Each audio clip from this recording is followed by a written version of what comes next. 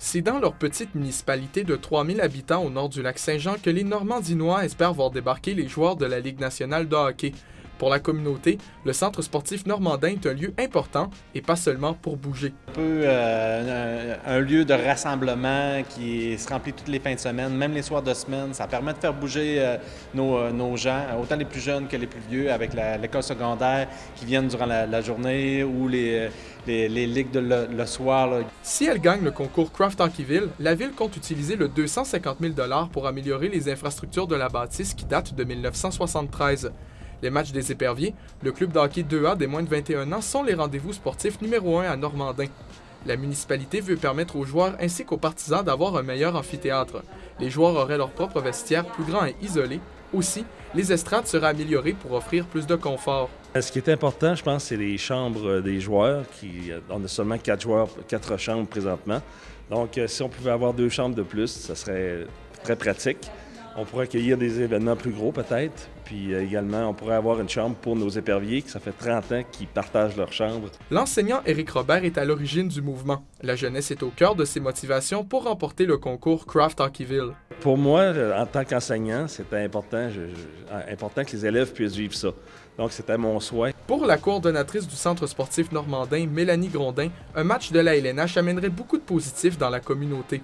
Ça va dynamiser le milieu, il va y avoir une fébrilité dans l'air, c'est certain.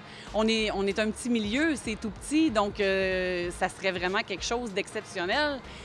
Tout le monde va parler de ça dans la ville, là, dans les semaines qui vont venir. Tout le monde va vouloir avoir son billet.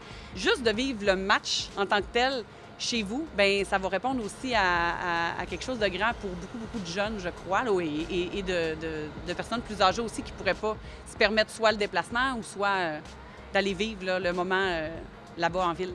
Le maire croit que remporter le concours donnera à la ville un air d'aller pour continuer d'investir dans le sport. Je pense que de voir les gens, la mobilisation, voir c'est quoi qui leur intéresse de voir rénover dans leur municipalité, puis après ça, bien, avoir le résultat final d'être gagnant, bien, je pense que ça nous donne un levier pour continuer à investir dans l'infrastructure, puis aussi avoir les joueurs de la Ligue nationale, ça serait quand même intéressant aussi pour la communauté. La municipalité s'inspire de Roberval, qui a remporté le concours Craft Hockeyville en 2008. Le directeur des loisirs de Roberval voit encore à ce jour des effets positifs près de 20 ans plus tard. Quand on est arrivé pour présenter notre demande de subvention, à l'époque c'était le premier ministre M. Couillard qui était notre député, on avait beaucoup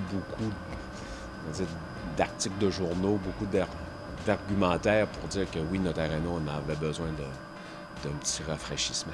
La victoire a permis à la ville d'améliorer encore davantage ses infrastructures grâce à l'engouement du concours. La plus belle retombée, je pense, qu'on a eue, outre l'engouement et la fierté des gens de Roberval, c'est que le régent Côté est venu faire le film Lance et compte ici.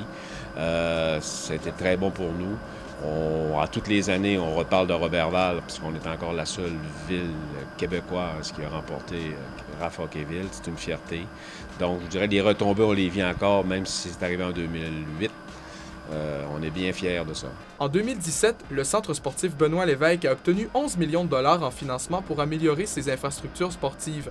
Pour remporter le concours, Normandin compte sur le soutien de plusieurs porte-paroles d'à travers la province. Parmi ceux-ci, il y a l'entraîneur-chef du Phoenix de Sherbrooke, Gilles Bouchard, le journaliste à RDS Michel Laprise, l'artiste peintre Laurie Marois et surtout l'ex-arbitre dans la LNH, Justin Saint-Pierre. D'avoir un porte-parole comme lui, quelqu'un qui dit que c'est intéressant d'être à Craft Hockeyville, mais ça va permettre aussi d'aller chercher ces personnes-là qui sont en dehors de la communauté, qui sont venues nous supporter aussi là, lors de la votation. C'est le 15 mars prochain que les résidents de Normandin sauront si leur ville est retenue parmi les 4 finalistes. Une deuxième période de vote aura ensuite lieu et le grand gagnant sera dévoilé le 5 avril. Un reportage de Thierry Simard pour La Pige, Normandin.